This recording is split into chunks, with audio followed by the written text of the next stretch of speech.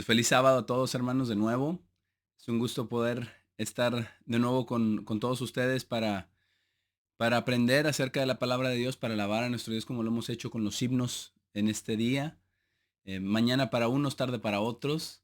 Eh, Ahora, el día de hoy vamos a hablar, vamos a estudiar un capítulo de los evangelios, porque este capítulo es muy importante. Hay muchas lecciones aquí y a simple vista son cosas diferentes en este capítulo, pero vamos como mientras lo estudiamos, quiero que vayamos juntos a Lucas 11. Vamos a estudiar este capítulo el día de hoy de Lucas 11. El título es simplemente Lecciones de Lucas 11, porque hay muchas cosas en este capítulo que están aquí, pero están bajo la superficie. Parecen estar desconectadas, pero todo en este capítulo está conectado y vamos a ver cómo se conectan todas estas lecciones, todas estas cosas que habló nuestro Señor Jesucristo. Vamos a ver muchas lecciones importantes en este capítulo que se escribió para que nosotros entendiéramos muchas cosas. Es de cuando nuestro Señor Jesucristo está predicando el Evangelio y cómo habló y lo que dijo. Y todas estas cosas, vamos a ver cosas muy bonitas acerca de todo lo que dice en este capítulo, que parece, como les comentaba, parece estar desconectadas, pero no están desconectadas, están muy conectadas. Si vemos las cosas a través de la lente que nos da el Espíritu Santo de Dios que tenemos dentro de nosotros. Entonces vamos a comenzar desde ahí, desde el versículo 1. Vamos a leerlo todo, no seguido. Vamos a detenernos para empezar a analizar estas lecciones, hacernos las preguntas de qué es lo que estaba enfatizando, qué es lo que quiere decir y cómo se relaciona con las otras partes del capítulo. Pero vamos a empezar desde el principio, en Lucas 11 y versículo 1, donde dice: luego sucedió que mientras él estaba orando en un cierto lugar, cuando terminó, uno de sus discípulos le dijo: Señor, enséñanos a orar, así como Juan también le enseñó a sus discípulos. De aquí, primero que nada, vemos dos cosas: que Jesús era el maestro y él enseñaba a través del ejemplo, porque él estaba orando en un cierto lugar y los discípulos lo vieron orar, y incluso sabemos en Juan 17 está grabada la última oración que Jesús hizo al Padre, y el apóstol Juan lo grabó ahí en Juan 17. Pero Jesús oraba y él enseñaba a través del ejemplo, y precisamente por eso, porque lo veían orar a él. Esto ha de haber sido algo maravilloso, porque el conocimiento del Padre y del Hijo, de que son dos seres, ese conocimiento no estaba totalmente difundido, no estaba entendido, porque Jesús vino a revelar al Padre y les dijo quién era. Sabían que Él era el Mesías, pero recordemos que también había mucha influencia del judaísmo. Por eso vamos a ver también más adelante acerca de los fariseos, de los escribas, y ellos hasta la fecha solamente creen en un único Dios y el Mesías, que están esperando un hombre. Pero ellos sabían que Jesús era el Hijo de Dios y sabía que Él oraba, y por eso les piden que les enseñe a orar, así como Juan el Bautista les enseñó a sus discípulos a orar. Entonces Él enseñó a través del ejemplo, y después le piden que les enseñe a ellos también a orar para ser exactamente como Él, como el Maestro. Y en el versículo 2 dice, continuando, dice: y Él les dijo, cuando oren, digan: Padre nuestro, quien está en el cielo, santificado sea tu nombre. Venga tu reino, sea hecha tu voluntad como en el cielo, así también sobre la tierra. Danos nuestro pan cuando sea necesitado día a día, y perdona nuestros pecados como nosotros mismos también perdonamos a todo el que está en deuda hacia nosotros. Y guíanos no hacia tentación, sino rescátanos del maligno. Y esta oración es obviamente el bosquejo. No es, no, muchas personas dicen que este es el Padre Nuestro, ¿verdad? Porque así comienza, o la oración al Padre, pero la oración de Jesucristo al Padre es la de Juan 17. Este es el bosquejo. Este es donde se nos da el esqueleto de el orden de las cosas, del tipo de cosas que debemos de pedir, de que debemos de buscar, que debemos de incluir en nuestra oración. Pero es como un esqueleto, y hay que ponerle la carne, ¿verdad? Ahí es donde viene la personalización de nuestra oración propia. Cuando vamos, sabemos qué es lo que tenemos que hacer primero, dirigirnos a nuestro Padre, bendecir su nombre, eso es lo más importante y lo primero. Después, acerca del reino, después, ya después llegamos a la voluntad de Dios, al pan de cada día, al perdón de los pecados. Todo esto son muchísimas cosas y nos muestra un orden, nos muestra un esqueleto, un tema que podemos usar, que debemos usar en nuestras oraciones, pero tenemos que ponerle a este bosquejo, tenemos que ponerle lo demás, los detalles. Y es importante que nosotros aprendamos esto. Y después, y es el mismo bosquejo, o sea, prácticamente lo mismo que leemos en Mateo 6 cuando los estaba enseñando a orar. Pero después, en Mateo 6, al final de la oración, habla acerca de perdonar las deudas a otros, porque si no, nuestro Padre no nos va a perdonar. Pero después de esto, de enseñarles esto, no habla acerca de eso, habla de algo totalmente diferente. Aquí, después de enseñarles a orar, vamos a leer lo que dice, porque aparentemente no tiene mucha relación, no es algo que se ve a simple vista, es como si fuera algo desconectado. Pero vamos a ver que está muy conectado. El versículo 5 dice: entonces él les dijo, ¿quién entre ustedes tiene un amigo a quien irá a la medianoche y le dirá, amigo, préstame 3 hogazas, porque un amigo mío ha venido de viaje y no tengo nada que poner delante de él? Y desde adentro él le responderá diciendo, no me perturbe, la puerta ya ha sido cerrada y mis hijos están en cama conmigo. No puedo levantarme para darle. Yo les digo, versículo 8, incluso si él no se levanta a darle por cuenta de ser su amigo, aún así, por causa de su importunidad, él se levantará y le dará tanto como necesite. Y yo les digo, y aquí está la lección, primero da da el ejemplo, ¿verdad? Este es un ejemplo, esto es mostrar algo importante que si uno va a pedirle a su amigo, le va a dar por estarle tocando, por estarle insistiendo, ¿verdad? Ni siquiera porque sea su amigo, simplemente para que lo deje de molestar, pero después dice, yo les digo, pidan y les será dado, busquen y encontrarán, golpeen a la puerta y les será abierto. Porque todo el que pide recibe, y a quien busca encuentra, y aquel quien golpee a la puerta le será abierta.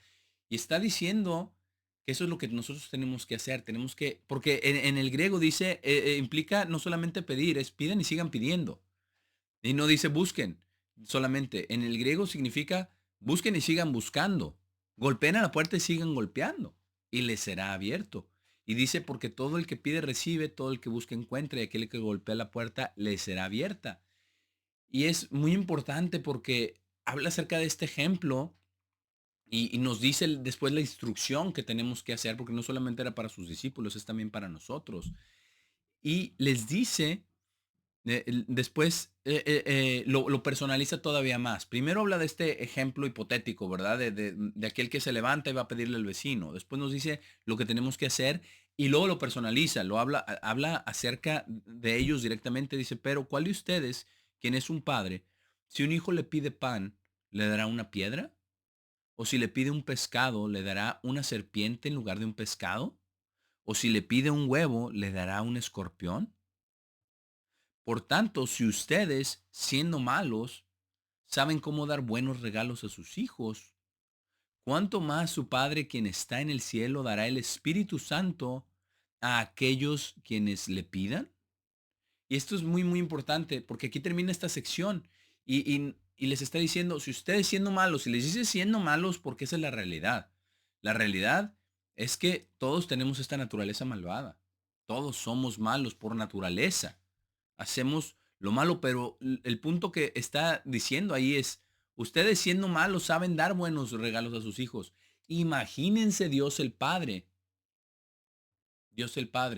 quien es bueno siempre, quien es bueno en sobremanera. Y les dice, dará el Espíritu Santo a aquellos quienes le pidan. Y es interesante cuando vemos hacia atrás a este bosquejo de la oración, modelo o el bosquejo de las oraciones que debemos orar a nuestro Padre, porque ahí dice, a lo único que lo podemos relacionar es a que nos dé nuestro pan, ¿verdad? Dice que nos dé nuestro pan. Sí, es lo que dice, danos nuestro pan cuando sea necesitado día a día. Lo demás no parece ser esto, ¿verdad? Lo de rescatarnos del maligno, que no seamos guiados a tentación, que perdone nuestros pecados, que se haga su voluntad, santificar su nombre, ¿verdad? Pero esto habla acerca de esto, danos nuestro pan cuando sea necesitado día a día. Habla acerca de el pedir. Y como veíamos también ya en Mateo 6, habla acerca del perdonar las ofensas. Se enfoca en ese versículo, pero acá se está enfocando en otra cosa. Se está enfocando en que Dios, tenemos que pedirle a Dios que nos dé más de su Espíritu Santo. Sabemos que recibimos el Espíritu Santo de Dios al bautismo, pero la medida del Espíritu Santo puede cambiar, porque sabemos que a Jesús Dios le dio el Espíritu Santo sin medida, como dice en Juan. Dice que se lo dio sin medida a él. Pero a nosotros sí hay una medida. También sabemos, ¿verdad? Que Eliseo le dijo a Elías, le dice, pídeme algo, y le dice, bueno, que tenga el doble del Espíritu, ¿verdad? Y dice, pides una cosa muy difícil, pero si esto sucede, ¿verdad? Te será concedido. Y le fue concedido. Y es algo maravilloso porque él pidió. Y nosotros también tenemos que pedir el Espíritu Santo, porque Dios es bueno, nuestro Padre Dios es bueno y quiere darnos más de su Espíritu Santo. Tenemos que considerar que nosotros también tenemos una medida del Espíritu Santo, pero puede ir y debe ir en aumento mientras vamos acercándonos más a Dios y vamos conociendo más su palabra y vamos obedeciéndolo, vamos amándolo cada vez más. Y vemos la importancia de esto, la importancia de pedir el Espíritu Santo día con día y pedir esto. Y tenemos eh, que pedir y tenemos que creer, ¿verdad? Eh, tenemos que hacernos esa pregunta, ¿qué tanto Espíritu de Dios está en nosotros? No que la podamos resolver, ¿verdad? No que podamos tener la respuesta, pero sí podemos pedir más, siempre pedir más, porque eso es lo que dijo Jesús en el versículo 13, dice, su Padre quien está en el cielo dará el Espíritu Santo, o dará Espíritu, porque Él está italicado, porque no estaba en el original. Dice, dará Espíritu Santo a aquellos quienes le pidan. Y si le pedimos más Espíritu Santo, Él nos lo puede dar. Si pedimos y seguimos pidiendo. Si tocamos y seguimos tocando. Entonces tenemos que tener, esta es una de las lecciones aquí de Lucas 11, que tenemos que seguir el ejemplo de Cristo en orar, de seguir este bosquejo y ponerle todos los detalles a ese bosquejo, ¿verdad? Y después pedir el Espíritu Santo y reflexionar que si nosotros siendo malos sabemos dar buenos regalos, ¿cuánto más Dios quiere darnos de su Espíritu y quiere darnos más de su Espíritu? Por eso a Jesús se lo dio sin medida, porque él tenía una misión que cumplir, porque él era el Hijo de Dios, porque él había sido engendrado a través del poder de Dios, del Espíritu Santo, y pedir al Espíritu Santo, porque es el poder de Dios. Sabemos que el Espíritu Santo no es una persona, no es una tercera persona de la Trinidad. Sabemos que es el poder de Dios y eso es algo que tenemos que pedir. Y vamos a ver ahora lo siguiente, porque aparentemente en este capítulo lo que sigue parece no estar relacionado, pero está bastante relacionado. En lo que sigue con lo que acabamos de leer, nos quedamos acá desde el versículo 13. Ahora vamos a continuar en el versículo 14, aquí mismo en Lucas 11. Y dice lo que estaba sucediendo. Ahora él estaba echando fuera un demonio y este era mudo. Pero sucedió que cuando el demonio había salido, aquel quien había estado mudo habló y las multitudes estaban asombradas. Pero algunos de ellos dijeron, él está echando fuera demonios por el poder de Belzebub, príncipe de los demonios. Y otros, tentándole, estaban buscando una señal del cielo. Y aquí es muy interesante porque él en este capítulo acaba de hablar acerca del Espíritu Santo y Lucas lo, lo pone como si fuera inmediato. No sabemos si fue inmediato o no. Simplemente es lo que sigue en el capítulo, ¿verdad? Después de decir que tenemos que pedir el Espíritu Santo, lo que sigue, que está aquí en el capítulo, es que él estaba echando fuera un demonio. y después lo acusan de sacar ese demonio por el príncipe de los demonios, por el poder de Belzebub. Y aparentemente no están relacionados, pero vamos a ver cómo está muy relacionado. En el versículo 17 dice, pero él, sabiendo sus pensamientos por lo que lo habían acusado, les dijo, todo reino dividido contra sí mismo es traído a desolación, y una casa dividida contra una casa cae. Por- porque eso lo dijeron ellos, ¿verdad? No dice aquí que se lo dijeron a él directamente, pero él sabía sus pensamientos. Y les empieza a explicar, no puede ser por Belzebub, porque entonces está contradiciendo, está esa casa dividida contra sí mismo. Y dice, por eso dice una casa dividida contra una casa cae, versículo 18. Y si Satanás también está dividido contra sí mismo, porque Belzebub es otro nombre de Satanás, del príncipe de los demonios, dice, cómo estará en pie su reino? Consideren ahora, porque ustedes están diciendo que yo echo fuera demonios por Belzebub. Y si yo echo fuera demonios por Belzebub, ¿por quién los echan fuera sus hijos? Por causa de esto, ellos serán sus jueces. Les dice, porque no puede haber dos. Si yo soy por Belzebub, entonces ¿por quién los echan ellos? Y después les clarifica en el versículo 20, pero si yo, por el poder de Dios, por el dedo de Dios, hecho fuera demonios, entonces el reino de Dios ha venido sobre ustedes. Y es muy importante porque aquí les estaba declarando que era por el dedo de Dios había echado fuera a los demonios. Y les dice, el reino de Dios ha venido sobre ustedes. ¿Por qué? Porque no creían en Él. No creían que Él era el Mesías, el Hijo de Dios que ellos estaban esperando. No creían en Él. Esto tiene que ver con esa creencia de ver, no solamente de saber, sino de ver lo que estaba haciendo. Estaba echando fuera demonios y este que era mudo habló. Y después le dice, el reino de Dios ha venido sobre ustedes. Y les dice, les explica cómo es que no puede ser, no hay manera de que sea por otro espíritu. Dice, cuando un hombre fuerte, quien está armado, protege su propia vivienda, sus bienes están seguros. Pero cuando un hombre más fuerte que él viene sobre él, lo vence y quita su armadura en la cual confiaba y divide su botín. Y entonces, esto se está refiriendo a él.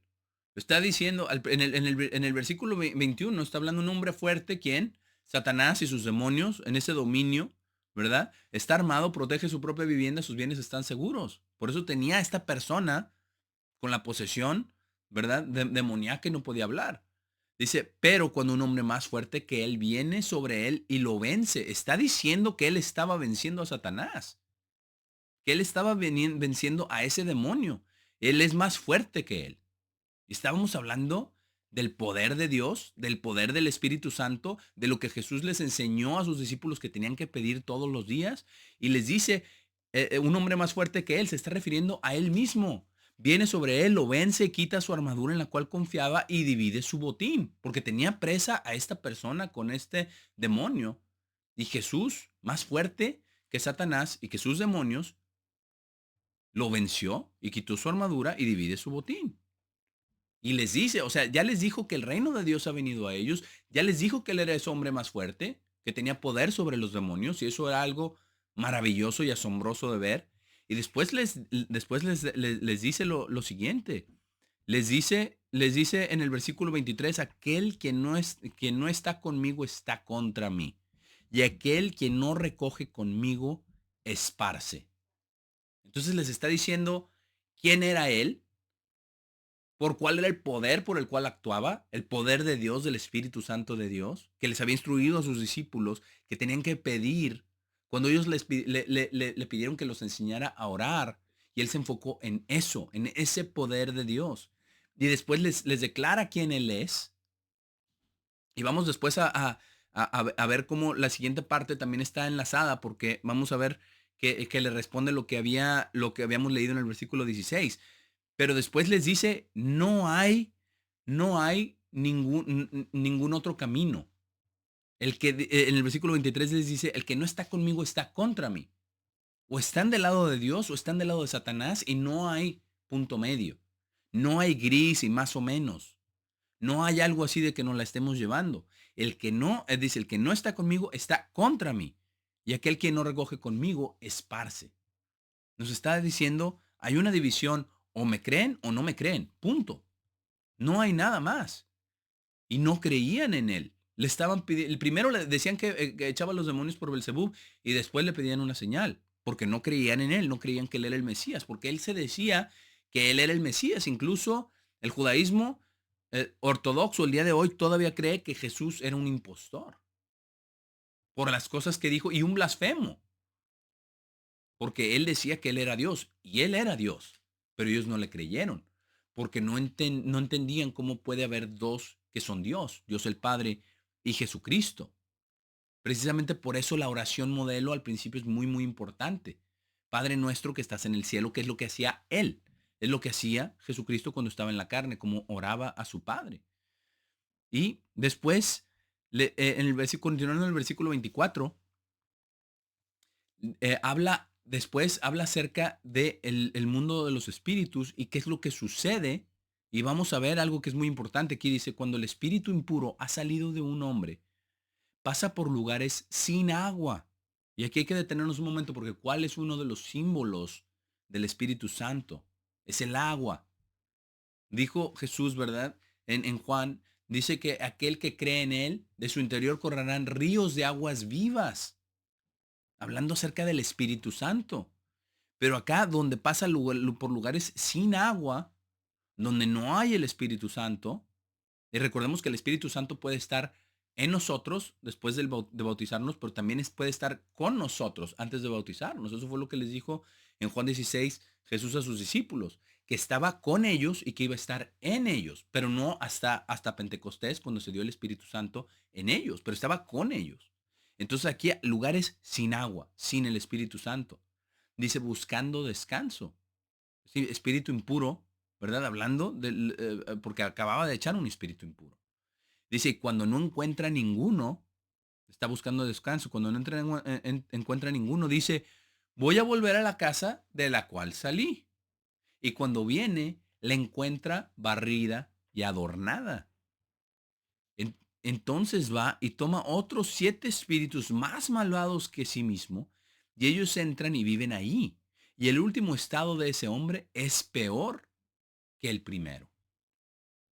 Y esto es muy importante porque, porque nos está diciendo que tenemos que esos lugares sin agua, que si no tenemos cuidado, y le estaba diciendo probablemente también a esta persona que estaba muda, ¿verdad? Que de la cual acababa de sacar ese espíritu, tienes que pedir el Espíritu Santo, tienes que acercarte a Dios.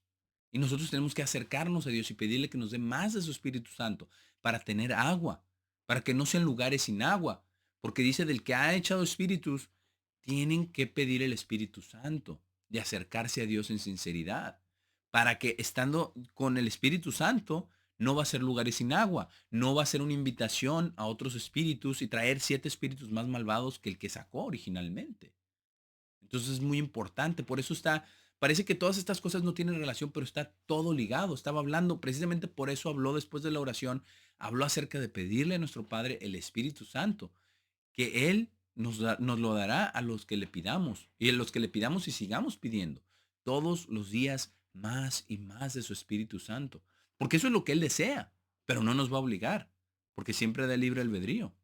Y es muy importante lo que está diciendo acerca de todo esto, porque Él enseña a orar, les dice qué tenemos que pedir, hace una obra maravillosa en sacar este demonio, declara a través de ello quién Él es, quién tiene poder para someter al enemigo, para someter a alguien que es menos fuerte que Él, lo saca y después habla acerca de la acción, que es importante que aquellos que tengan algún espíritu que haya sido, espíritu inmundo que haya salido de ellos, que tienen que tener el Espíritu Santo de Dios, que tienen que acercarse a Dios, que tenemos nosotros todos que ser llenos del Espíritu Santo, que tenemos que buscar el Espíritu Santo constantemente para no ser influenciados, porque no solamente hay posesión por demonios, también hay influencia, sino para no ser influenciados para poder resistir. Por eso en la misma oración al principio, líbranos del maligno. Tenemos que pedirle que con eso cerramos la oración, que nos libre, que no nos guíe esa tentación, pero que nos libre del maligno. Porque si por Satanás fuera, ya estaríamos todos destruidos. Entonces vemos este capítulo como parecen cosas separadas, pero todo va junto. Y todo va junto, todo habla acerca del Espíritu Santo de Dios, de quién es Jesucristo, de quién es Dios el Padre, de lo que tenemos que pedir, de creer en el Hijo de Dios, en el Mesías. Y después vamos a ver algo muy, muy importante. Aquí en el versículo 27 dice, y sucedió que mientras él hablaba estas cosas, una cierta mujer alzó su voz desde la multitud y le dijo, bendito es el vientre que te dio a luz y los senos que mamaste. Y él dijo, el versículo 28, sí, más bien, benditos son aquellos quienes oyen la palabra de Dios y la guardan. Y él estaba hablando, sabemos nosotros en Juan 1 dice que la palabra se hizo carne, que en el principio estaba la palabra y la palabra estaba con Dios y la palabra era Dios, hablando de Jesucristo mismo. Por eso dice, más bien benditos son aquellos quienes oyen la palabra de Dios, a Jesucristo mismo predicando y la guardan y hacen lo que él dice, ¿verdad? Y a sus discípulos por eso les enseñó a orar y les dijo, pidan el Espíritu Santo, pidan el Espíritu Santo y sigan pidiendo, pidan todo. Pidan el Espíritu Santo todos los días, sigan pidiendo, toquen y sigan tocando, porque entonces se les dará. Pero vamos a ver muchas cosas muy importantes en el resto de este capítulo que, de nuevo, parece como si fueran eventos aislados o que no están relacionados, pero todo esto está relacionado porque cuando Jesús hablaba, él hablaba con autoridad, él hablaba con verdad, él hablaba con propósito y con profundidad. Y muchas de estas cosas no se entienden a simple vista, simplemente leer, sino hay que tener ese espíritu de Dios. Son como lentes que nos dan para poder visualizar más allá, para ver las cosas que están en la profundidad. Y eso es muy, muy bonito poder entender esto, poder ver a lo que se estaba refiriendo Jesús mismo. Entonces le dice, bendito los que oyen la palabra de Dios y la guardan. Versículo 29. Ahora cuando las multitudes se habían agolpado alrededor aún más, ¿verdad? Porque esto estaba en un movimiento. Era algo maravilloso lo que estaba haciendo y la gente venía a escucharlo porque enseñaba con autoridad y estaba echando fuera demonios y sanaba a los enfermos. Y se habían agolpado, ¿verdad? Las multitudes. Él comenzó a decir, esta es una generación malvada buscando tras una señal, pero ninguna señal le será dada a ella excepto la señal de Jonás el profeta. Es muy importante porque hay muchos predicadores el día de hoy que vienen y no, todo es bonito y todo está bien y solamente hablan de las cosas buenas de Dios. Y eso es importante. Pero pero Jesús no hacía eso todo el tiempo. Él les dijo, esta es una generación malvada. Cuando tenía que decir las cosas como son, las decía. Y les decía que era una generación malvada buscando tras una señal. ¿Por qué? Porque eso fue lo que leímos en el versículo 16. Dice, y otros tentándole, estaban buscando una señal del cielo. Y vemos nosotros también en la Biblia que así va a suceder en el tiempo del fin. Va a haber señales del cielo. El falso profeta va a hacer hasta descender fuego del cielo y engañar a muchas personas. Pero lo estaban tentando, buscando una señal del cielo. Entonces estaba respondiendo acá en el versículo 29, esta es una generación malvada buscando tras una señal, pero ninguna señal les será dada excepto la señal de Jonás el profeta. Dice versículo 30, porque así como Jonás fue una señal para los ninivitas, en la misma manera también el Hijo de Hombre será una señal para esta generación. Y aquí no nos da el detalle, ¿verdad? En otros de los evangelios habla que así como Jonás estuvo en la barriga del gran pez 3 días y 3 noches, que así el Hijo del Hombre iba a estar en el corazón de la tierra 3 días y 3 noches, en la tumba. Y obviamente no podemos entender 3 días y 3 noches a menos que entendamos acerca de las fiestas santas de Dios, a menos que entendamos que había sábados anuales, que el sábado que seguía el día de la crucifixión de Cristo era un jueves en la semana, no era un sábado semanal. Pero a menos que entendamos eso, es maravilloso cómo Dios nos da el entendimiento, pero tenemos que ir construyendo poco a poco, tenemos que ir construyendo a través de los días santos y sus fiestas y el sábado, pero es todo, toda la palabra de Dios, no ignorar partes de la palabra de Dios, no decir que eso ya está abolido, no decir que eso es para los judíos, porque eso no es cierto, porque si no, no podemos entender. De hecho, alguien hizo un comentario y es muy cierto, que al decir 3 días, por ejemplo, el catolicismo, el cristianismo tradicional, al decir que son 3 días y 3 noches de viernes a domingo, lo que están diciendo es que era un falso profeta, que Jesús era un falso profeta, porque no hay 3 días y 3 noches de viernes a domingo. Es imposible. Eso es lo que están testificando. Y por eso mismo podemos ver que están proclamando a un falso Jesús, a un falso Cristo, quien no cumplió la única señal que estaba aquí. Pero nosotros sabemos que sí la cumplió, y la cumplió completamente, porque él murió un miércoles por la tarde, porque ese sábado que venía era el primer día de la fiesta de panes sin levadura en un jueves, que cayó en ese año 30 después de Cristo, en un jueves. Y podemos contar la noche del miércoles, la noche del jueves y la noche del viernes. Esas fueron las 3 noches. Y los 3 días fue la parte del día del jueves, del viernes y del sábado. Y al terminar el sábado fue cuando resucitó. Sabemos estas cosas, pero no podemos saberlas a menos que Dios nos las muestre a través de lo que vemos en sus ordenanzas. Por eso dice, benditos los que escuchan la palabra de Dios y la guardan. Por eso es importante guardar los mandamientos y guardar las fiestas de Dios. Pero es algo maravilloso lo que está diciendo aquí en esta señal. Y notemos cómo no dice que dice, como Jonás fue una señal para los ninivitas. Jonás mismo fue la señal. No era solamente lo que le había sucedido a Jonás, sino Jonás mismo fue la señal. ¿Por qué? Porque él estuvo en la barriga del gran pez. Y dice, en la misma manera el Hijo del Hombre será una señal. Él mismo era una señal para esa generación. Y aún así no le creían. Y vamos a ver lo que explica acerca de esto, porque habla acerca de esta generación. Vamos a ver lo que dice el versículo 31. Dice, la reina del sur se levantará en el juicio con los hombres de esta generación y los condenará, porque ella vino de los confines de la tierra para oír la sabiduría de Salomón. Y he aquí, uno más grande que Salomón está aquí. Y esta escritura es muy importante para poder entender acerca del significado del último gran día, del octavo día de la fiesta, porque habla acerca de los hombres de Nínive que vivieron aproximadamente, no, está hablando de la reina del sur, ¿verdad? La reina del sur fue, ¿cuánto? En los tiempos de Salomón, que fue 1000 años antes de Cristo.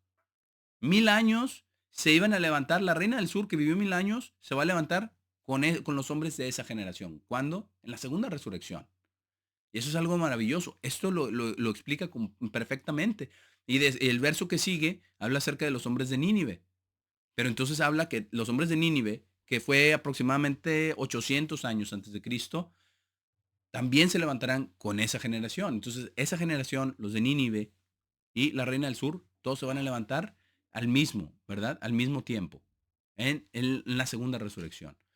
Pero vamos a ver que hay más de simplemente lo que vemos en la superficie aquí, porque dice, la reina del sur se levantará y los condenará.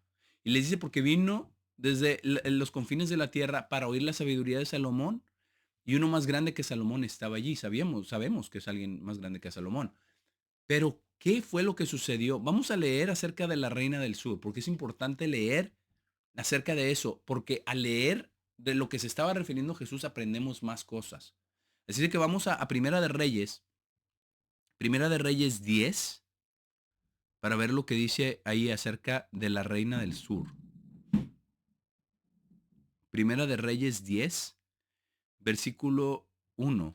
Y vamos a ver, porque si ellos a quienes estaba predicando hubieran ido y leído en los escritos acerca de la reina del sur y lo que vino a hacer, quizás hubieran entendido lo que estaba tratando de comunicarles.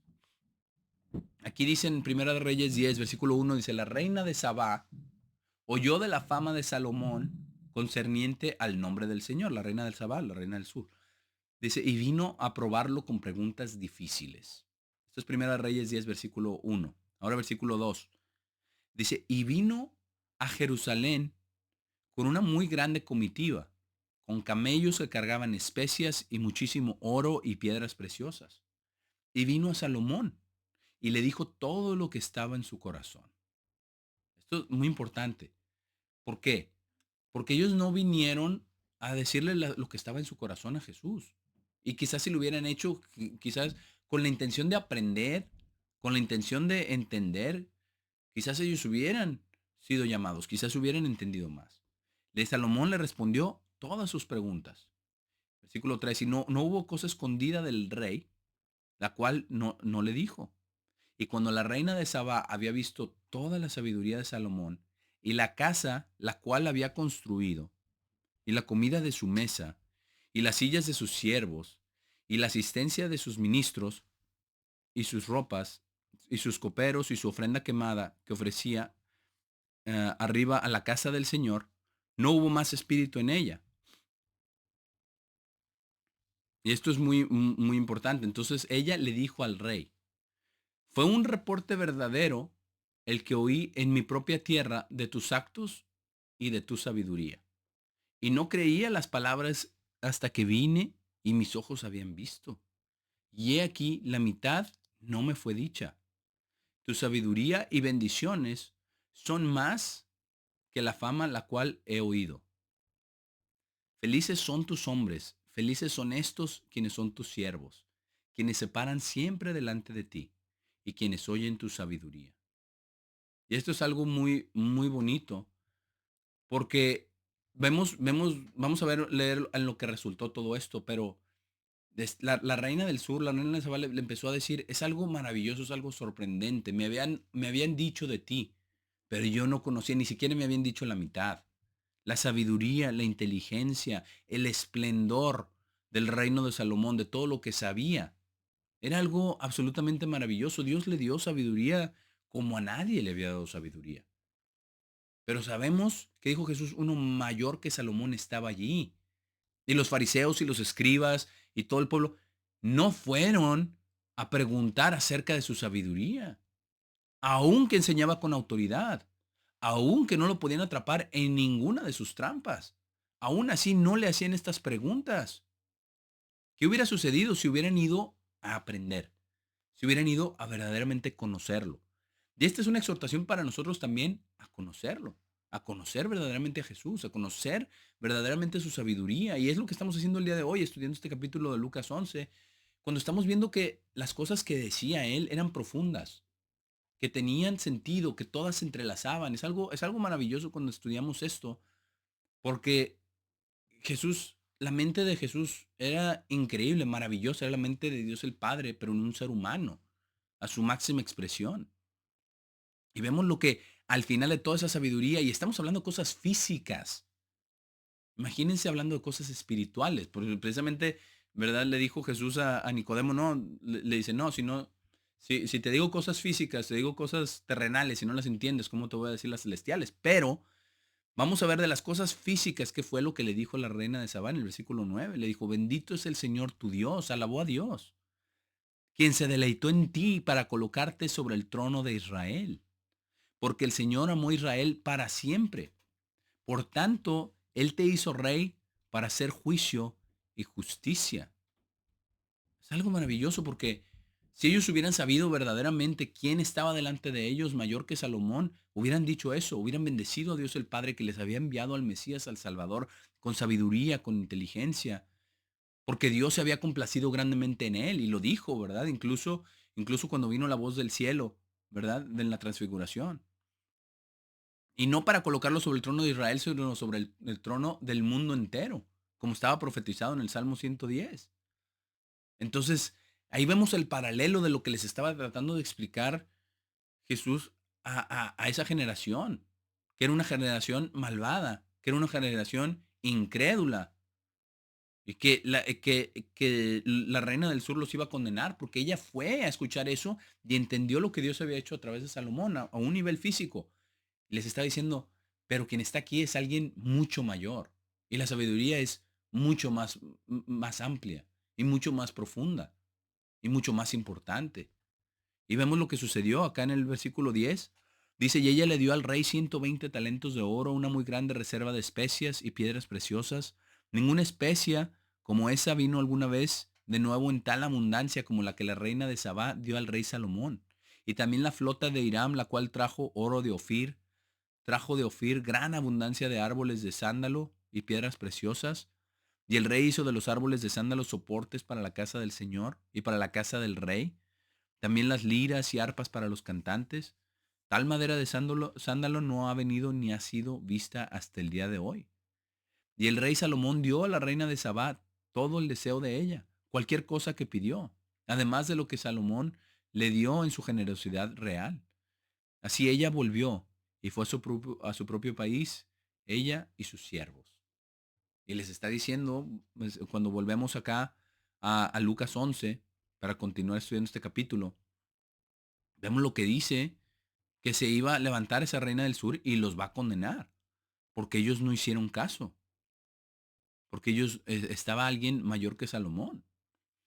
Y, y eso era lo que él esperaba, o les dijo acerca de la reina del sur, y lo que hizo, que ella fue y escuchó y aprendió y fue impactada y dio gloria a Dios, todo esto que sucedió. Ahora, después en el versículo 32, aquí en Lucas 11, dice, los hombres de Nínive se levantarán en el juicio con esta generación y la condenarán, porque ellos se arrepintieron a la proclamación de Jonás, y he aquí, uno más grande que Jonás está aquí.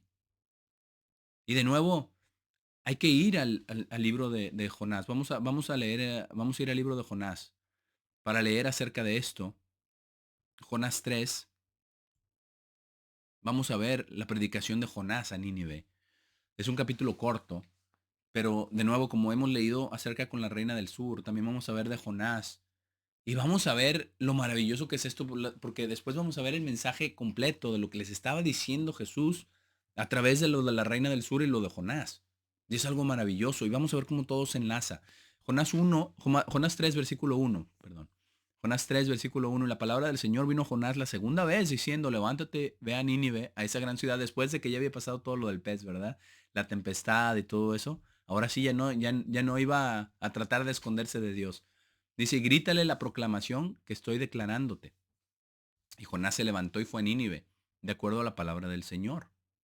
Él oyó la palabra del Señor y la guardó, que fue lo que dijo Jesús, ¿verdad? Y Nínive era una ciudad muy grande, de 3 días de viaje al otro lado. Versículo 4, y Jonás comenzó a entrar en la ciudad a un día de viaje.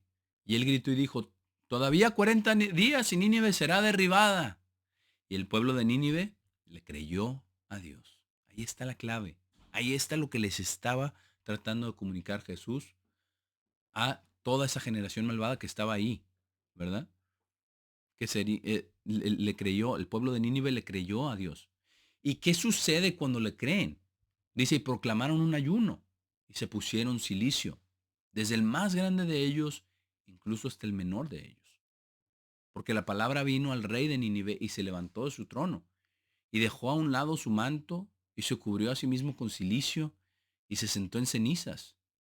E hizo que fuera proclamado y publicado a través de Nínive por el decreto del rey y sus grandes, diciendo, no pruebe nada hombre o bestia, manada o rebaño, no los alimenten ni beban agua, sino que hombre y animal sea cubierto con cilicio y griten poderosamente a Dios.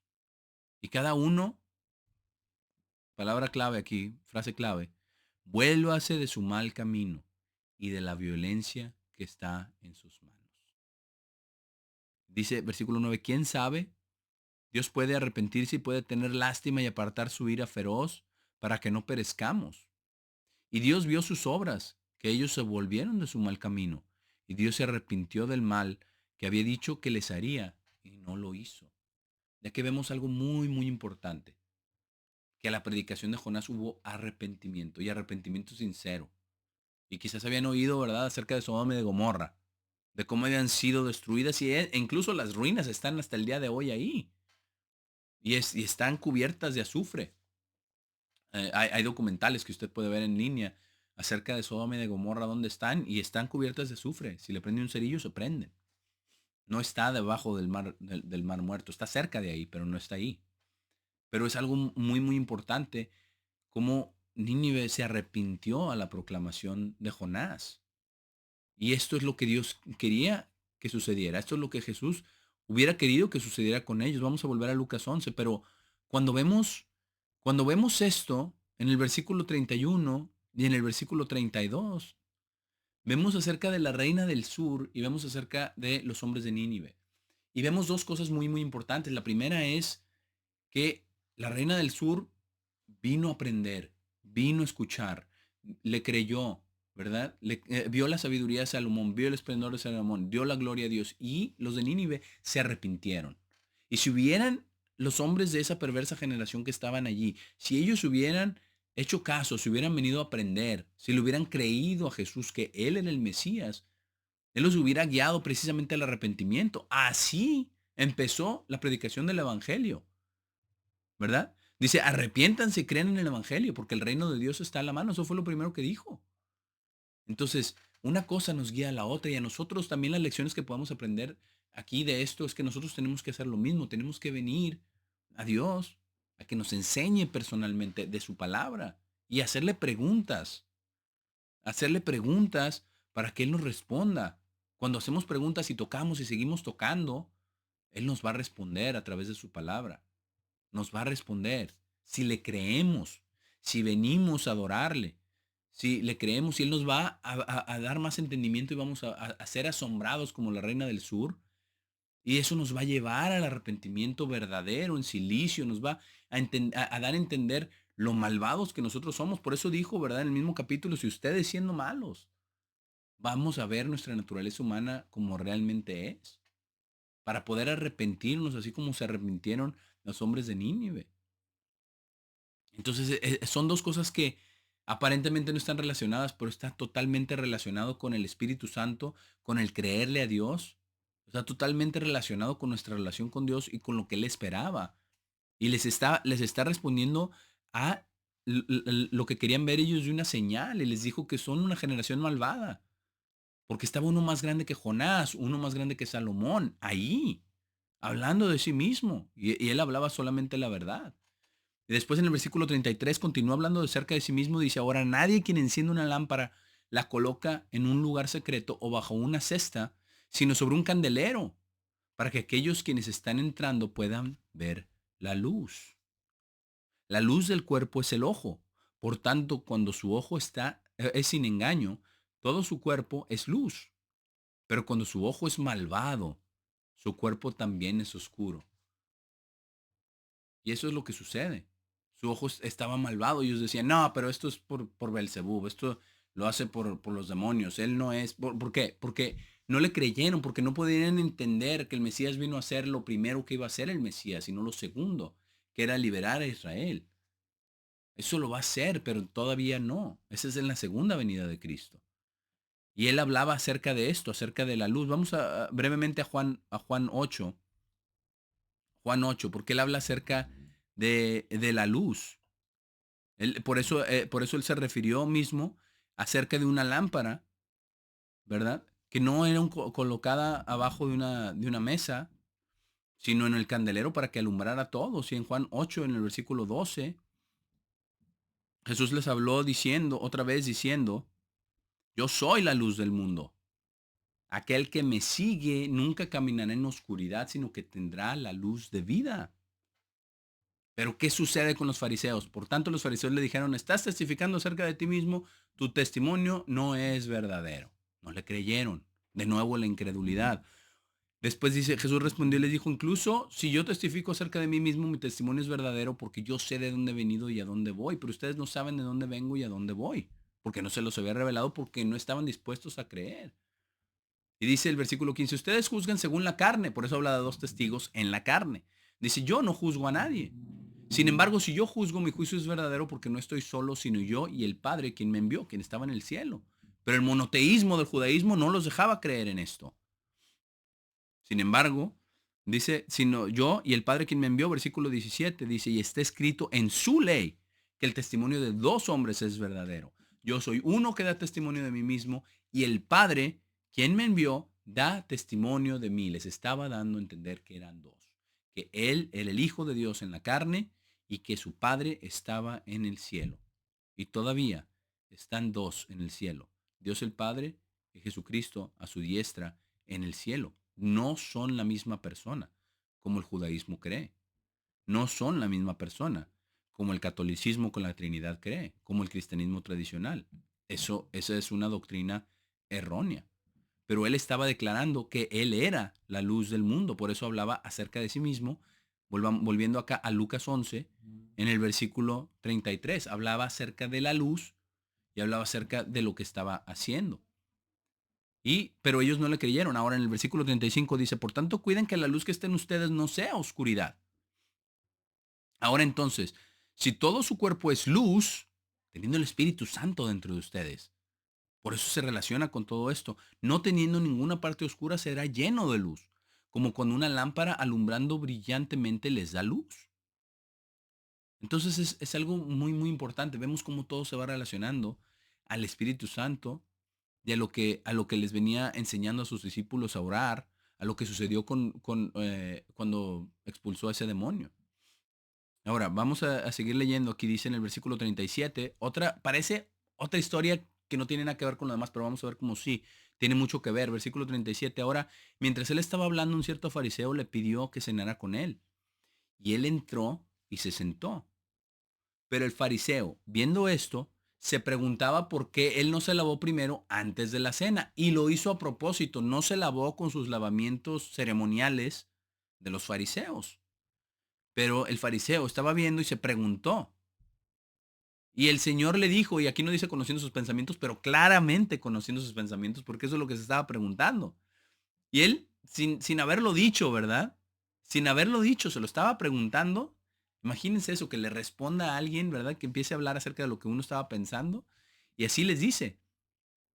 Y dice, ahora entonces el Señor le dijo, versículo 39, ahora ustedes fariseos limpian el exterior de la copa y del plato, pero adentro están llenos de avaricia y maldad.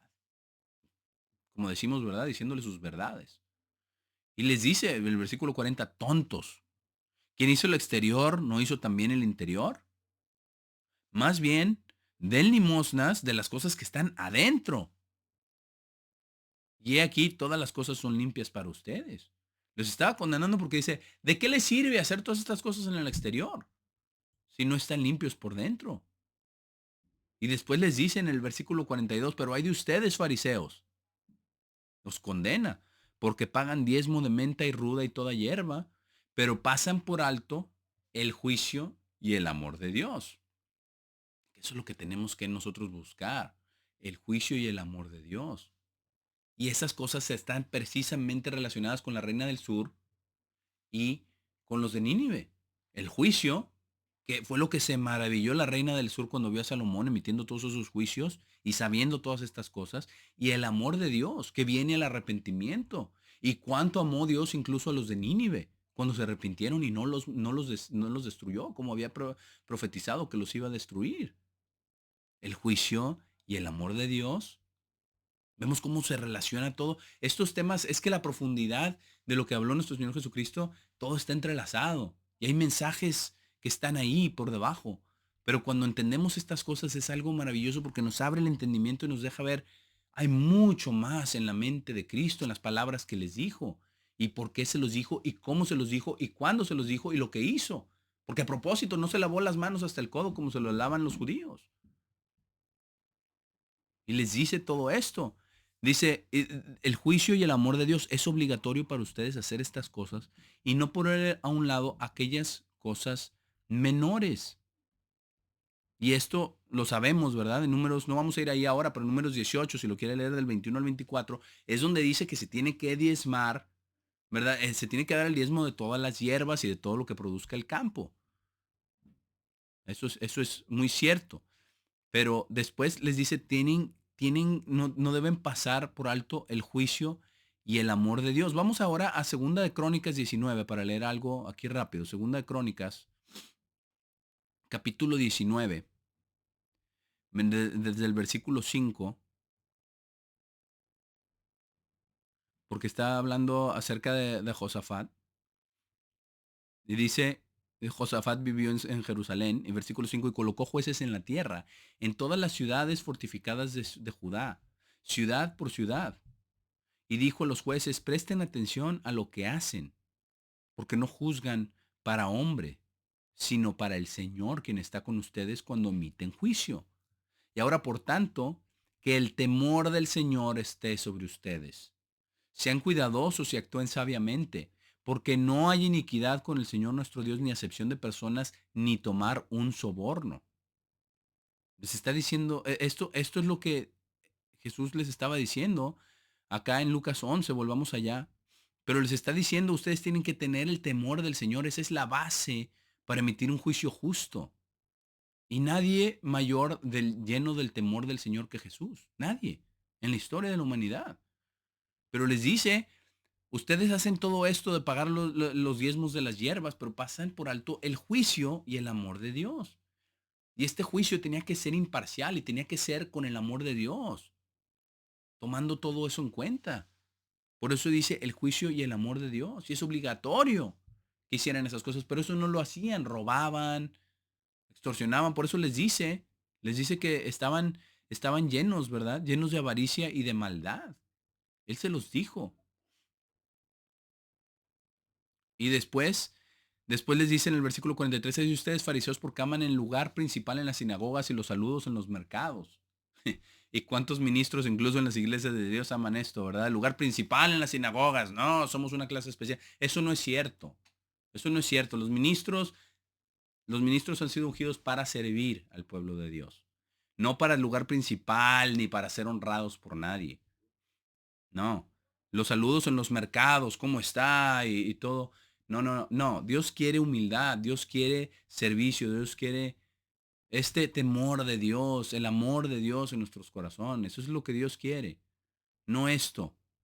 Y todavía les dice en el versículo 44, hay de ustedes, escribas y fariseos hipócritas, les está diciendo ni siquiera es sincero todo eso es puro show, eso es pura farsa. Dice, porque son como tumbas no vistas y hombres que caminan sobre ellas no lo saben. Todas sus salutaciones y su protocolo.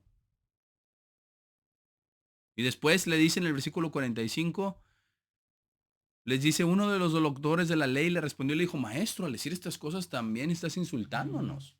Como diciendo, nosotros no somos, ¿verdad? De los doctores de la ley, nosotros somos diferentes.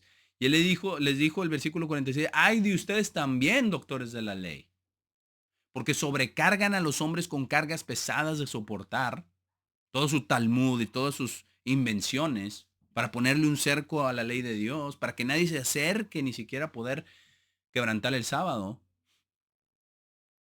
Dice, pero ustedes mismos no las tocan con uno de sus dedos. Y les dice el versículo 47 de ustedes, porque construyen las tumbas de los profetas a quienes sus padres mataron. Y les dice las tumbas de los profetas y eso les está acusando de lo que iban a hacer. Por tanto, ustedes están dando testimonio y consintiendo en las obras de sus padres, porque todos, no, si nosotros hubiéramos estado allá, no, y todos tenemos a eso, ¿verdad? Los israelitas, que paganos, siempre oran, siempre adorando a dioses ajenos. Pero dice, pero ustedes son igual. Y nosotros también, hermanos, en cierto modo, también somos iguales y estamos teniendo ídolos delante de Dios. Sea el trabajo, sea el dinero, sea la familia, también podemos tener ídolos. Nuestra naturaleza es malvada, tenemos que arrepentirnos constantemente. Pero les está acusando de que son hijos de sus padres, quienes mataban a los profetas. Les están dando testimonio y consintiendo en las obras de sus padres porque ellos ciertamente los mataron y ustedes construyen sus tumbas. Y también iban a matar a Jesús mismo. Por causa de esto, versículo 49, la sabiduría de Dios también dijo, yo les enviaré profetas y apóstoles a ellos, y algunos matarán y a otros expulsarán. Y eso fue lo que sucedió.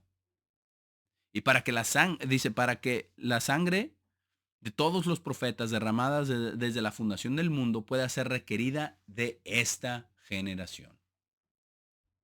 Desde la sangre de Abel hasta la sangre de Zacarías, quien pereció entre el altar y la casa de Dios. Sí, yo les digo, será requerida de esta generación. ¿Por qué? Por su incredulidad. ¿Por qué? Por su hipocresía. Por las cosas que hacían que no estaban de acuerdo a la palabra de Dios, que no lo escuchaban, que no escuchaban la palabra de Dios para guardarla, como Él les dijo, que no hacían eso. Y les vuelve a decir en el 52, ay de ustedes, doctores de la ley, porque han quitado la clave del conocimiento. Ustedes mismos no entraron y previnieron a aquellos quienes estaban entrando. ¿Cuál es la clave del conocimiento? ¿Cuál es esta clave del conocimiento que ellos quitaron? Vamos a Mateo 22. Mateo 22, antes de venir a cerrar ya el capítulo 11 de Lucas. Mateo 22, porque aquí está esa clave del conocimiento que ellos estaban quitando. Mateo 22, vamos a leer desde empezando el versículo 34. Y vemos aquí cómo es los fariseos, ¿verdad? Después de que los fariseos oyeron que él había callado a los saduceos, ellos vinieron juntos delante de él, como para decirles, bueno, a los saduceos ya los puso en su lugar, pero nosotros lo vamos a probar. Y le dice uno de ellos, un doctor de la ley. De nuevo, es de lo que estábamos hablando, ¿verdad? Por eso les dijo en el versículo 52, hay de ustedes doctores de la ley, porque este fue el que vino, el mismo. Uno de ellos, un doctor de la ley, lo cuestionó, no queriendo aprender, no honrándolo y viendo su sabiduría como la reina del sur, tentándolo.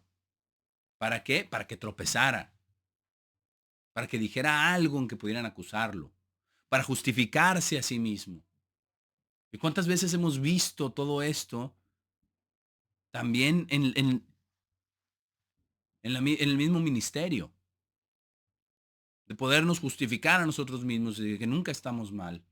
No, no debemos de ser así. Tenemos que venir a Dios para aprender, no para justificarnos a nosotros mismos. Vino tentándolo diciendo, maestro, ¿cuál es el mandamiento? ¿Es el gran mandamiento en la ley? Versículo 37, Jesús les dijo, ahí está la clave del conocimiento, amarán. Amarán al Señor su Dios con todo su corazón y con toda su alma y con toda su mente. Este es el primero y más grande mandamiento. Ahí está la clave. Ahí está la clave del conocimiento. Y les dice, el segundo es como este, versículo 39. Amarán a su prójimo como ustedes mismos. De estos dos mandamientos pende toda la ley y los profetas. El amor. El amor. Eso es lo que quería. Esa es la clave del conocimiento. Y a los doctores de la ley dijo, ustedes, doctores de la ley, ustedes creen que saben la ley y creen que la aplican, pero están poniendo sus mandamientos de hombres. Y están haciéndolos tropezar porque no les enseñan a amar al Señor su Dios. Es más, lo rechazan. Lo rechazan, rechazaron al Hijo de Hombre, al Hijo de Dios. Y dice, de estos mandamientos, dos mandamientos pende toda la ley y los profetas. Mientras los fariseos estaban juntos reunidos, Jesús le preguntó, ¿qué piensan ustedes concerniente al Cristo? De quién es hijo él. ¿Vemos cómo se conecta? Porque no le creían. Y por eso ahora él los está probando a ellos. Dice, ellos le dijeron el hijo de David. Él les dijo, ¿cómo entonces David en su espíritu lo llama Señor? Diciendo, el Señor dijo a mi Señor, siéntate a mi mano derecha hasta que haga de tus enemigos un taburete para tus pies. Por tanto, si David lo llama Señor, ¿cómo es él su hijo? Y nadie fue capaz de responderle una palabra, ni se atrevió ninguno desde ese día a preguntarle más. ¿Por qué? Porque no había nadie más sabio que Jesús. Nadie. Y porque no le creyeron, porque no querían creerle en él. No querían. La respuesta es, ¿por qué? Porque era Dios. Porque era Dios quien vino en la carne. Esa es la respuesta.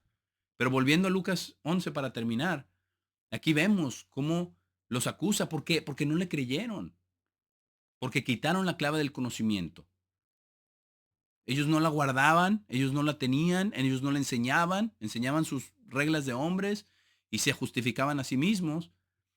Y después le dice en el versículo 53, y mientras él estaba diciéndoles estas cosas, los escribas y los fariseos comenzaron a presionarlo y provocarlo vehementemente a hablar sobre muchas cosas, mientras mantenían una estrecha vigilancia sobre él, buscando atrapar algo de su boca para poder acusarlo. Y aquí enseña el problema mayor de que no le creyeron, de que no vinieron a él como la reina del sur vino Salomón, de que no se arrepintieron delante de él como se arrepintieron los de Nínive. De aquí vemos cómo no le creyeron, por qué decían que era por Belcebú que se echaba a los demonios. Entonces vemos cómo todo se relaciona. Todo este capítulo es un capítulo maravilloso y vemos todas las cosas que hay acerca del Espíritu Santo de Dios, de pedirle a Dios, de conocer a Dios, de venir a Dios, de ser maravillados por Dios, de arrepentirnos delante de Dios, de dejar todas estas cosas de jerarquía y de salutaciones y de Señor esto y Señor lo otro. No, Lo que Dios quiere es sinceridad y amor verdadero.